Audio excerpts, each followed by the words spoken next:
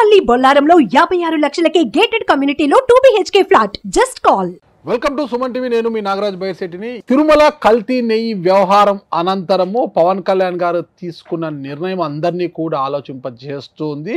అసలు హిందూ సాంప్రదాయాలకు వ్యతిరేకంగా తిలోదకాలు ఇస్తున్నారంటూ ఆయన విమర్శ చేస్తూ హిందూ సనాతన ధర్మాన్ని పరిరక్షించడానికి ఆయన ఒక నిర్ణయం కూడా తీసుకున్నారు. అసలు హిందూ సనాతన ధర్మ పరిరక్షణ బోర్డును కూడా ఏర్పాటు చేయాలని కూడా ఆయన ప్రతిపాదించడం జరిగింది. అసలు ఎందుకు ఒకవైపు సినిమాలు, మరోవైపు రాజకీయాల్లో బిజీగా ఉంటున్న పవర్ స్టార్ పవన్ కళ్యాణ్ గారు ఇప్పుడు సనాతన ధర్మాన్ని భుజానికి ఎత్తుకున్నారు. మరి ఇన్ని పడవల మీద ఎలా ప్రయాణం చేయబోతున్నారు ఆయన, అసలు ఏంటి అసలుకి అన్న పూర్తి వివరాలు తెలుసుకోవడానికి పొలిటికల్ అనలిస్ట్ చందు శ్రీనివాస్ గారు మనతో ఉన్నారు.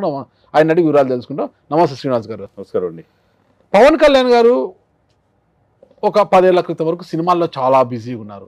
ఆ 10 ఏళ్ల తర్వాత మళ్ళీ మన 10 ఏళ్ల క్రితం రాజకీయాల్లోకి వచ్చి రాజకీయాల్లో బిజీ అయిపోయారు. అంటే 2019 ఆయన డిఫెక్ట్ అయినా కూడా ఓడిపోయినప్పుడు ఒక్క స్థానం కూడా ఒకటి సాధించినా అది కూడా వైసీపీ తీసుకెళ్ళిందండి.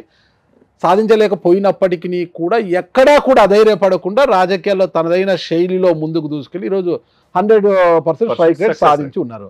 ఈ రోజైనా ఒక డిప్యూటీ సీఎంగా రాజకీయాల్లో బిజీగా ఉన్న రేపీలో సినీ స్టార్గా ఇప్పటికే 3 సినిమాలు ఉన్నాయనవి. ఇప్పుడు ఇవి కాదంటూ తిరుమల లడ్డు వ్యవహారానికి సంబంధించి ఆయన చాలా ఎక్కువగా రియాక్ట్ అయినట్టుగా మనకు కనిపించింది.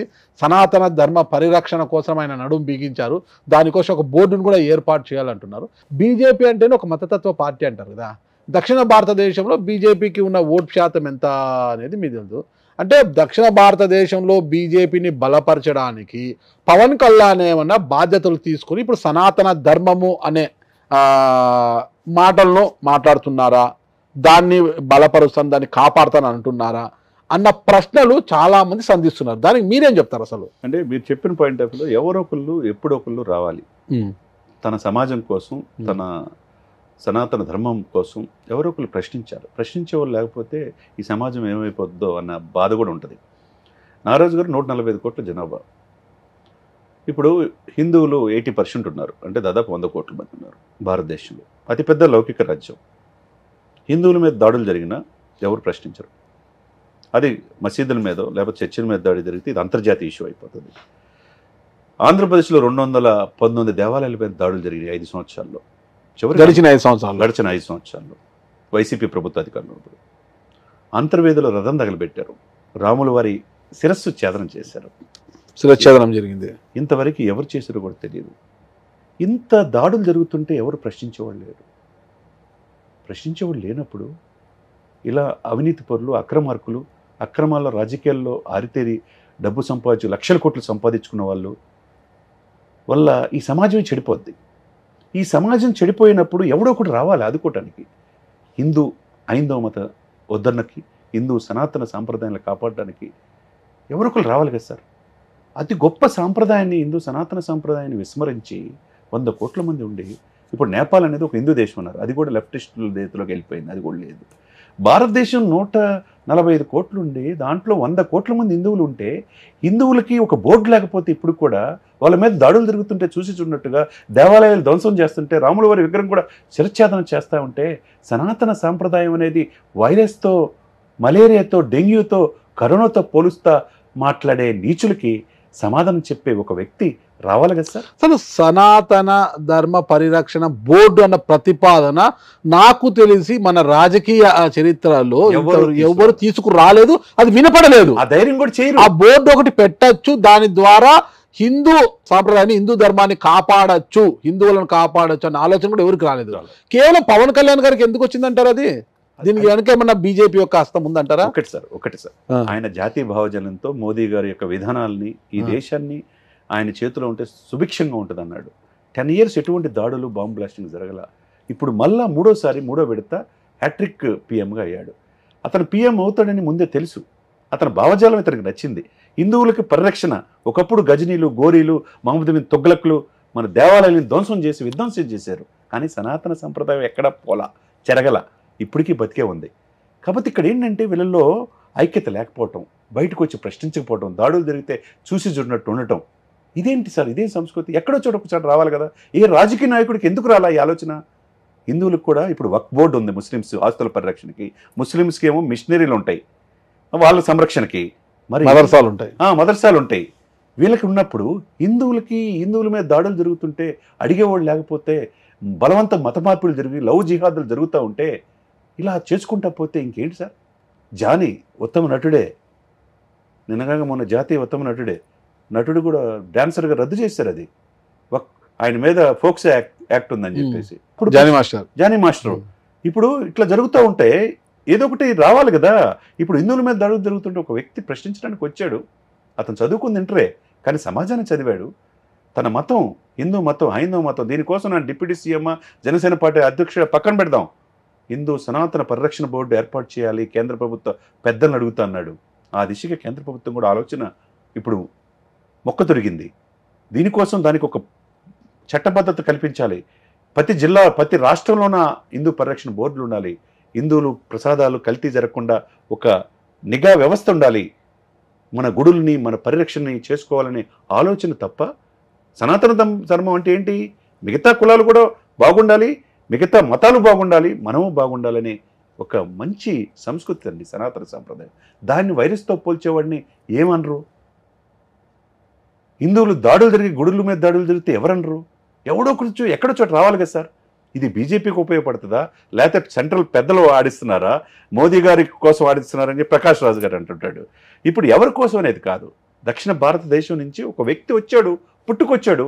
అంటే దక్షిణ భారతదేశంలో బీజేపీని బలోపేతం చేయడానికి పవన్ కళ్యాణ్ అనే ఒక వ్యక్తిని, అంటే జనాకర్షణ ఉన్న పవన్ కళ్యాణ్ అనే వ్యక్తిని ఒక ఆయుధం ప్రయోగిస్తున్నారా బీజేపీ ఏమన్నా? మేబీ అఫ్ కోర్స్ అవ్వచ్చు. వాళ్ళంతా ఒకటే కదా. ఓకే, ఎన్డీఏ భాగస్వామ్య పక్షాలు ఒక కుటుంబమే, కలిసే ఉన్నారు. ఇప్పుడు అసలు ఉన్నట్టుండి పవన్ కళ్యాణ్ గారు సనాతన ధర్మ పరిరక్షణ, హిందూ ధర్మ పరిరక్షణను ఎందుకు భుజానికి ఎత్తుకున్నారు, ఏంటి అసలుకి అనేది కూడా చాలా మంది నుంచి వస్తున్న ప్రశ్నలు సార్. ఇప్పుడు వారాహి అని పేరు పెడితేనే కొంతమంది మంత్రులు, మాజీ మంత్రులు అంబటి రాంబాబు లాంటి పందితో పోల్చి ఇష్టం వచ్చినట్టు మాట్లాడారు. ఎంత దారుణమైన విషయం. వారాహి రథాన్ని ఆంధ్రప్రదేశ్లో అడుగు పెట్టనివన్నారు.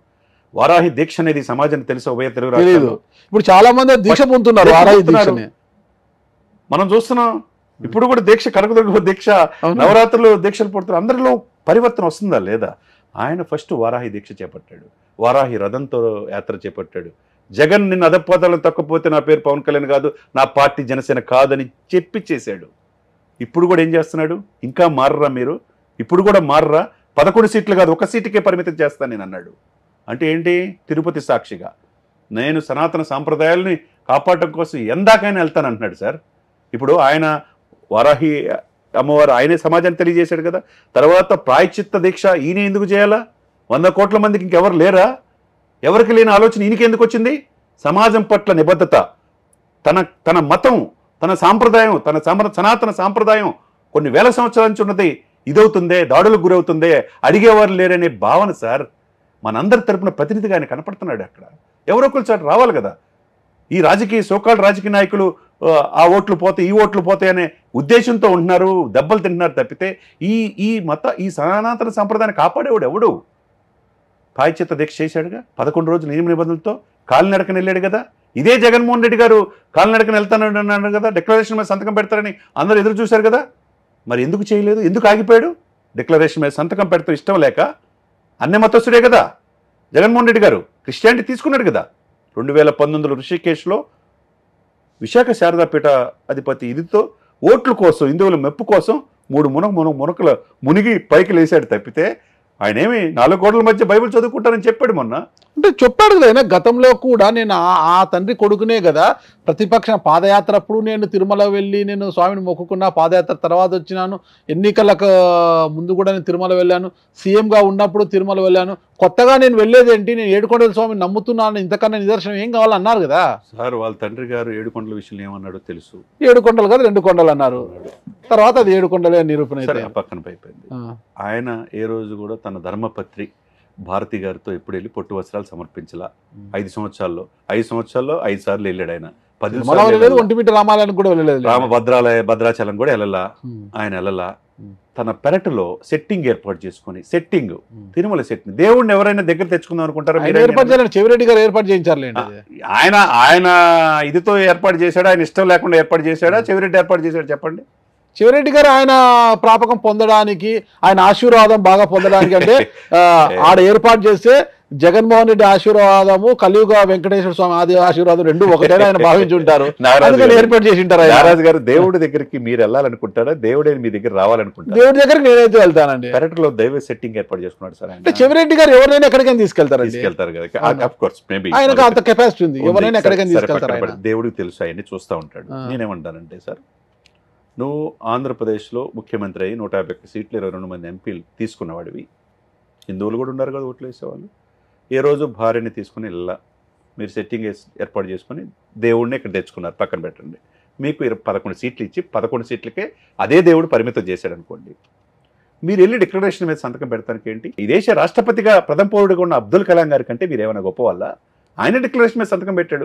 సోనియా గాంధీ గారి కంటే మీరు ఏమైనా గొప్ప వల్ల? లేదా ఫరూక్ అబ్దుల్లా జమ్మూ కాశ్మీర్ ముఖ్యమంత్రి, ఆయనే సంతకం పెట్టాడు. వీళ్ళందరికంటే గొప్ప వల్ల? సరే మీరు పెట్టలేదు, కొండ మీద వెళ్తున్నారు, ఎందుకు అర్ధాంతరంగా ఎవరైనా ఆపారా మిమ్మల్ని? ఎందుకు వెళ్ళలేకపోయారు? ఎందుకు డిక్లరేషన్ మీద సంతకం రాకముందు పెద్ద ఎత్తున ఉద్యమాలు, ఆందోళనలు, ఫ్లెక్సీలు ఏర్పాటు చేశారు. క్షమాపణ చెప్పాలి, అసలు గో బ్యాక్ అంటూ పెద్ద. సరే ఏం చేసినా ఆయన మాజీ ముఖ్యమంత్రి, ఆయన లా అండ్ ఆర్డర్ శాంతి భద్రతలకు విఘాతం కలుగుతునే ఉద్దేశంతో జగన్మోహన్ రెడ్డి గారు రాలేదంటున్నారు. అది శాంతి భద్ర విఘాతం కలిగిందండి. మాజీ ముఖ్యమంత్రికి రక్షణ లేదా? ఆయన సొంతంగా సైన్యం కూడా ఉంది కదా సార్. ఎందుకు వెళ్ళాడంటే, ఎందుకు రాలేదంటే, ఇప్పుడు అందరూ హిందువులు ఏమనుకుంటున్నారంటే ఆయన కాలినడకన వెళ్ళటం ఇష్టం లేదు ఒకటి, 2 డిక్లరేషన్ మీద అక్కడికి వెళ్తే సంతకం పెట్టాలా. మరి అదే సమయంలో పవన్ కళ్యాణ్ వెళ్ళాడు కదా, తన బిడ్డ రష్యన్ మహిళ సంతానం, ఆ అమ్మాయిని, పాపని, చిన్న పాపని డిక్లరేషన్ మీద సంతకం పెట్టాడు కదా. ఆయన కూడా ఈయనలాగా 5 సంవత్సరాల్లో నేను ఎందుకు పెట్టాలి ముఖ్యమంత్రి అనే భావన ఆయన రాలేదు కదా.